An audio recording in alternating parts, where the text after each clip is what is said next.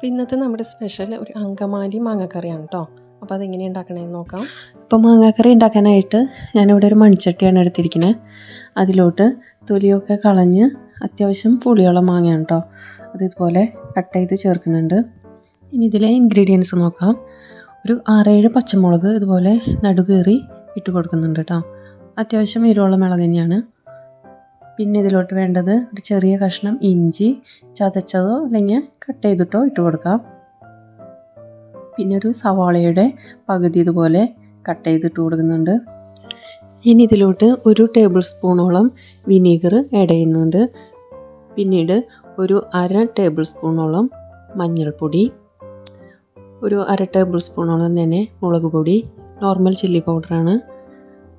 അത്രയും തന്നെ പിന്നെ മല്ലിപ്പൊടിയും കൂടി ചേർക്കുന്നുണ്ട് കേട്ടോ. പിന്നെ ആവശ്യത്തിന് ഉപ്പ് കൂടെ ഇട്ട് കൊടുക്കുക. അതിന് ശേഷം കുറച്ച് വെളിച്ചെണ്ണ കോക്കനട്ട് ഓയിൽ ഒന്ന് ഇട്ട് കൊടുത്തിട്ട് നന്നായി ഒന്ന് മിക്സ് ചെയ്യുക. നന്നായി തന്നെ മിക്സ് ചെയ്ത് നന്നായി തിരുമ്മി ചേർക്കുക. വേണമെന്നുണ്ടെങ്കിൽ കുറച്ച് നേരം ഇതുപോലെ റെസ്റ്റ് ചെയ്യാൻ വയ്ക്കാം കേട്ടോ. അപ്പോൾ ഈ മാങ്ങയിലോട്ട് ഈ മസാലകളൊക്കെ ഒരുവിധം നന്നായൊക്കെ പിടിച്ച് കിട്ടും. പിന്നീട് ഇതിലോട്ട് ചേർക്കുന്നത് ഒരു 1/2 മുറി നാളികേരം ചെരുകിയിട്ട് അതിൻ്റെ 1/4 പാലെടുത്ത് ഞാൻ മാറ്റി വെച്ചിട്ടുണ്ട്. ഇത് 2/2 പാലാണ് കേട്ടോ, കട്ടി കുറഞ്ഞ പാല്. അത് ഇതിലോട്ട് ആഡ് ചെയ്ത് കൊടുക്കാം. ഇനി ഇതിലോട്ട് കുറച്ച് കറി ലീവ്സ് കൂടെ ആഡ് ചെയ്തിട്ട് കുക്ക് ചെയ്യാൻ വയ്ക്കാം കേട്ടോ. ഒരു മീഡിയം ഫ്ലെയിമിൽ കുക്ക് ചെയ്യാൻ വയ്ക്കാം. മാങ്ങ ആയതുകൊണ്ട് തന്നെ വേഗം തന്നെ കുക്കായി കിട്ടിക്കോളും.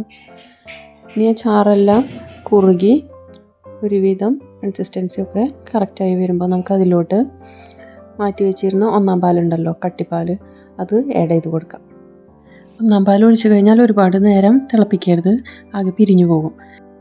ഇനി ഫൈനലായിട്ട് നമുക്കത് കാച്ചി ഒഴിക്കാം. വെളിച്ചെണ്ണയാണ് ഒഴിച്ചു കൊടുത്തിരിക്കുന്നത്. ഇനി വെളിച്ചെണ്ണ ചൂടായി വരുമ്പോൾ അതിലോട്ട് ഒന്നുകിൽ കുറച്ച് കുഞ്ഞുള്ളി അരിഞ്ഞതോ ചതച്ചതോ ചേർത്ത് കൊടുക്കുക. അതല്ലാന്നുണ്ടെങ്കിൽ കുറച്ച് സവോള കട്ട് ചെയ്തിട്ട് ചെറുതാക്കി കട്ട് ചെയ്ത് ഇട്ട് കൊടുക്കുക.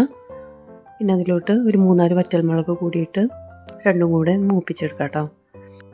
ഫൈനലായിട്ട് ഫ്ലെയിം ഓഫ് ചെയ്തതിന് ശേഷം കുറച്ച് കാശ്മീരി ചില്ലി പൗഡർ ഓപ്ഷണലാണ്.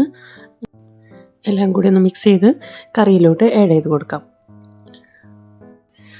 ഇതപ്പോൾ നമ്മുടെ അങ്കമാലി മാങ്ങാക്കറി ഇവിടെ റെഡി ആയിട്ടുണ്ട്.